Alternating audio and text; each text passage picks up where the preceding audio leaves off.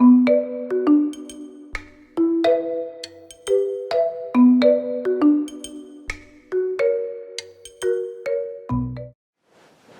welcome! I'm Gail Rubin, the Doyenne of Death, and very pleased to have with me here Martie McNabb, founder of Show and Tales, but your original work was Memories Out of the Box. So I'm a personal historian and a visual storyteller or visual artist who helps people with all their lifetime or their family lifetime full of photos and documents and albums and wedding albums and all kinds of things. So, you know, this is the work I love to do and have for almost 20 years. So in these boxes is what I have saved from my parents' house here in Albuquerque. These two boxes got moved in 2007, and I don't think anybody looked at them since then. And now here we are in 2022. And we have a visitor who's going to help us too. Yes.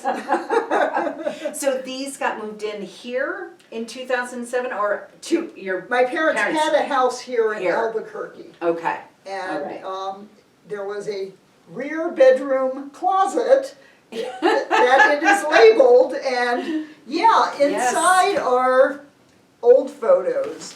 You know, relatively new photos too. I mean, but look, These here's are the really old, like my mom's parents' photos from, oh God, I don't know. 1920s?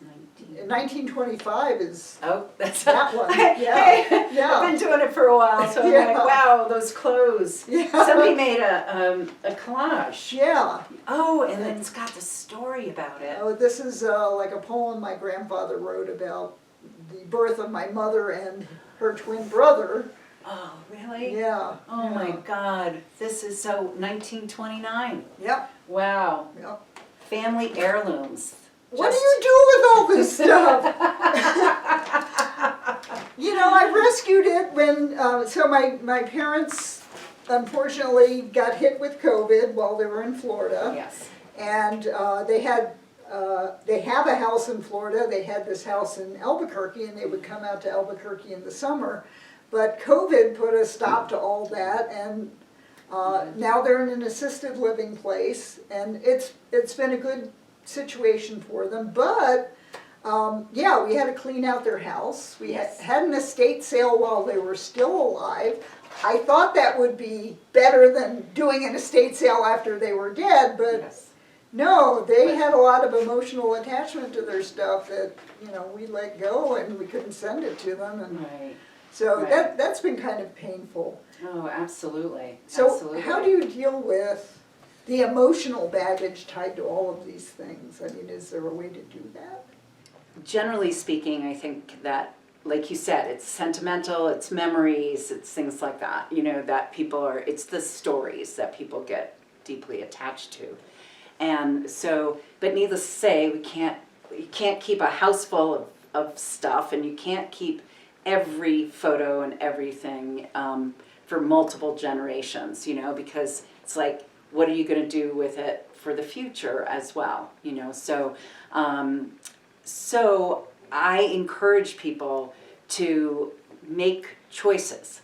Like you know, just like a museum or a documentary filmmaker ends up, you know, curating what they keep, and the stuff that they have to let go of. At the very least, you can have a photo. You can make a video, like that's your work. You can make a video about it. You can make our friend Bill Shapiro, who did the What We Keep. You could actually like make your own little mini book of the objects that are too big or too overwhelming or too much. You can't mail them. You can't get them down there. And you take the photos of them and then help them write the story or tell the story. So that's what I encourage with all the stuff.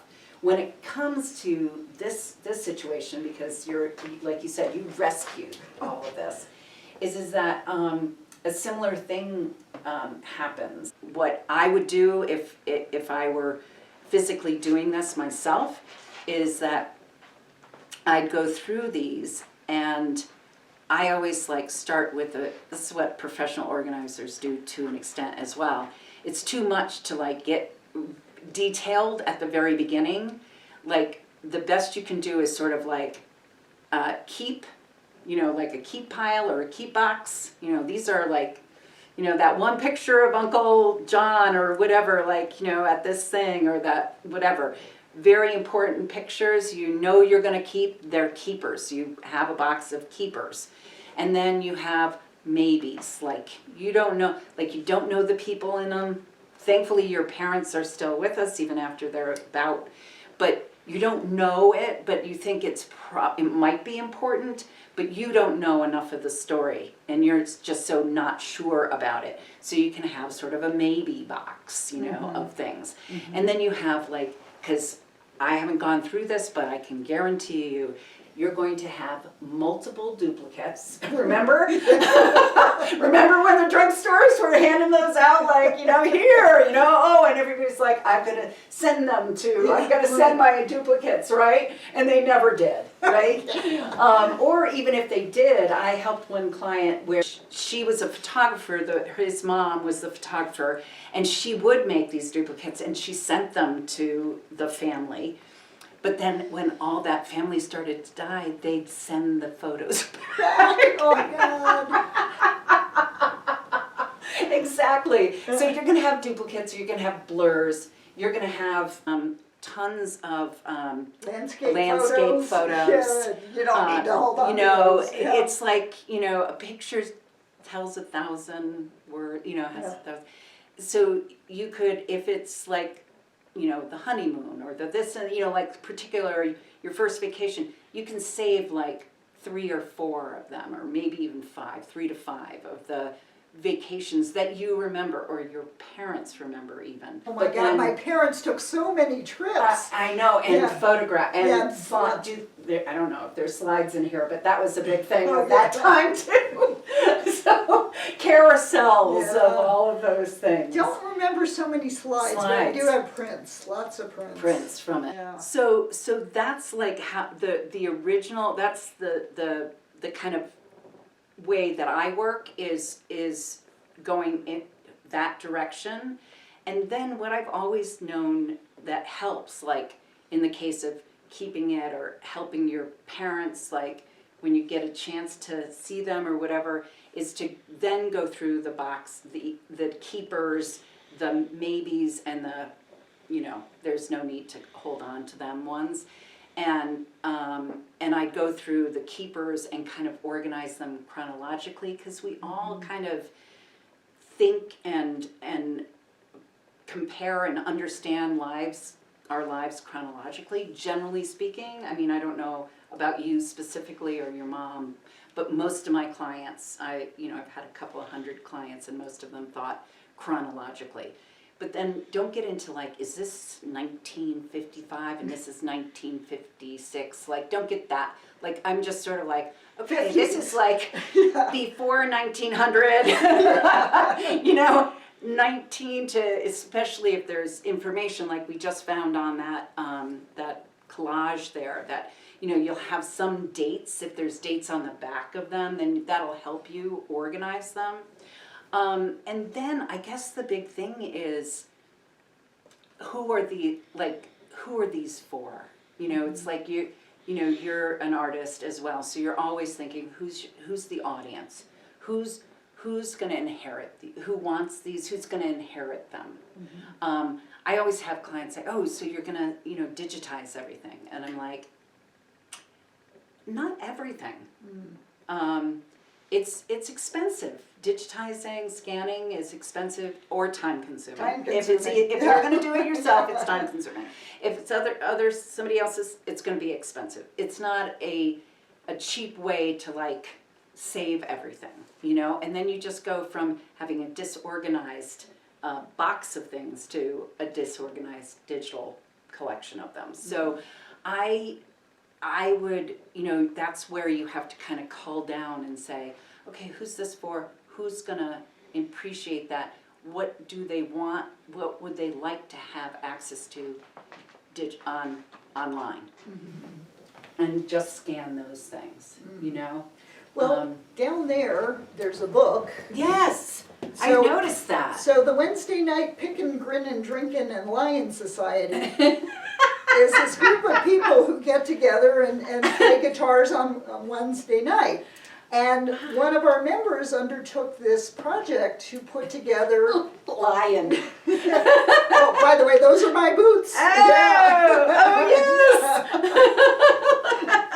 Yeah, but so she did a timeline of who joined the group when and put Right. this book together, scanning the wow. photos and putting the names across, you know, according to who joined when. When? Yeah, Oh, yes. and I was thinking, well, maybe I could do something like that, and that would be a lovely keepsake that you don't have to keep all of of the it. photos, but maybe go chronologically through time Exactly. to put that together. Yes, absolutely. But, and that's exactly what I'm saying. You have to have something in mind. What's your target market? What's your target audience? Who are you handing this down to or passing it on to?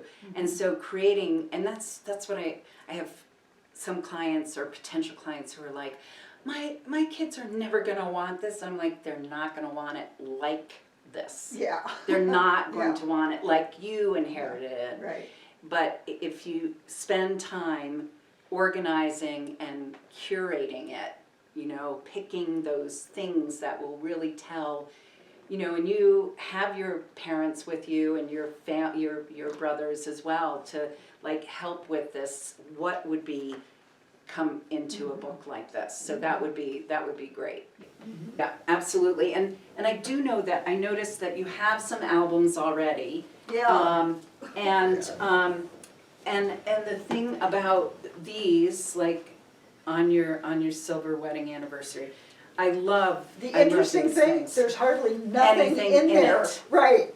Right. There's like a bunch of people signed in at the back, but At the all back. of the other Right.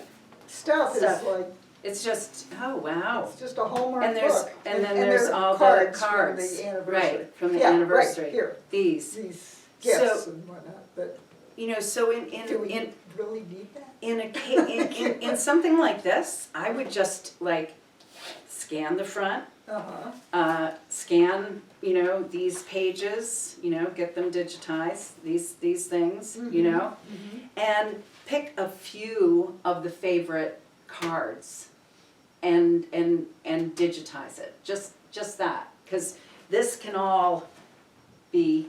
Yes, exactly. You and me, we know, you know. Well, and You should they can't- be put in the trash or burned or? If it has personal information in it, like if it has names, dates, birth dates, things like that, anything that can be used, yes, you have to do that. But in terms of you know, just this book that really doesn't have any personal information except for those back pages, I'd take those pages out and then this can be recycled. And so, same thing with the cards, you know. I don't know if these are, this is part of the Well, that was anniversary. from the 25th, yeah. Oh, anniversary. Yeah. so you know, like a few different things. If that's the announcement of yes, That was actually from their 55th anniversary. 55th My anniversary. parents are both still alive right now, God love them, Yes, and keep them healthy, and it's amazing. they're hoping to reach 70, and it'll be 68 this year. 68 is Yeah. they've been married 68 years. It will be in June. Oh my Yeah. God, Yeah. that's amazing. Yeah. Yeah, and is this Okay, that was a high school school yearbook yearbook? Yeah. for, I think, my mom. Yeah. So, I mean, I love these things personally, and I don't think it takes up that much space. I'd hold on to it, just, you know. But if it's not something you want to keep, I'd do the same thing. Like I'd scan certain pages, because you can take something like this and the few pages that you really like that she's written in or they've written to, then you can scan it. But this is something that I usually One encourage thing people that I to did hold on to. with, both of my parents went to the University of Maryland, and they had Oh, yearbooks yes. from there. I contacted the Alumni Association and sent them the books Right. to keep a hold of. That's excellent that you're Yeah. thinking like that too. Yeah. But I know you've written books about what to do with stuff, but there's a lot of people who are like, what am I, and I'm like, so those are the questions I have. Was he in the military? Was she in the military? What college did they go to? Is there a small historical society or museum that's looking? Or even libraries have collections as well. So, they're looking for this. It's like it's history. It's history, exactly. That there are apps now that are incredibly. I had this one woman who did some scanning for a high school friend of mine recently because her mother passed away and she was left with all the photos. So that I gave her as a gift, as a 60th birthday gift. I gave that to her, and she used. I'll have to find the name of it, but I'll send you that information, and that's what she did, especially with these kinds of things. Your other more precious photos, I would still give to somebody who's a professional scanner. If but. Sadly, something like this would be probably $10,000 worth of, or $5,000 worth of scanning. Wow. Yeah, especially if you want pictures off of pages or pulled out of albums, or this looks like there's some in frames. I think those are frame photos. Ones and yeah. So it's just a lot of. There's nothing, you can't wiggle your nose and. Darn! Haven't come up with that yet. But to unwrap, to take out, to scan, to rewrap, or whatever, it's time consuming for the people, working. But those kinds of things, you can use apps now that you could just, lighting, all of that stuff, and you just use your phone. And that's what she did it on. She did it on her iPhone. She did all the scanning on her iPhone, and the scans were, it was amazing. Wow. I was shocked at it. Because I've always encouraged people, but again, it's very costly, and so I feel like you have to come up with some other alternatives. The ones that you would like to choose and put in that book, I'd get professionally scanned or scan them professionally yourself. Okay. But something like At this, least that's 300 a DPI. exactly. Right. Yeah, ideally 600, Oh. but 300 is good. It's solid. Okay. But on these, it's just a keepsake. It's just something to hold on to, either digitally, or you can, from those scans, you can send them to Snapfish and get a book made from that as well. So you have to gauge things because of the costs, basically, So, but you certainly have, the thing that I love about this is you certainly have talk about history, your history. Yeah. So I know it's overwhelming, but it's pretty amazing. I got 6 boxes or so of all this stuff, but thank you for your guidance on this. Well, I hope it helped, and I know photo managers and all over the country, and I even know 2 here. One who does do scanning, and also does film transfer if you have any film transfer stuff. So that's who I'm referring Judy to. So, Okay. yeah. Well, so if people wanted to get in touch with you, what's a good way to reach you? Yes. So the best way to reach me is at martie@memoriesoutofthebox.com. And even though I'm not doing this work hands-on at this moment because I'm traveling in a little 21-foot Travato that's parked right out front here, I have a whole group of colleagues that are happy to help, both physically or even helping you digitally. So, but if you reach out to me, martie@memoriesoutofthebox.com, I'm happy to connect you. And the other thing is that if you like telling stories of the things that you keep or you find, please join me at one of my show and tells, and you can find me at showandtales.com. Thank you, Martie McNabb. Well, thank you. I feel so honored to kind of get welcomed into your family a little bit more, so.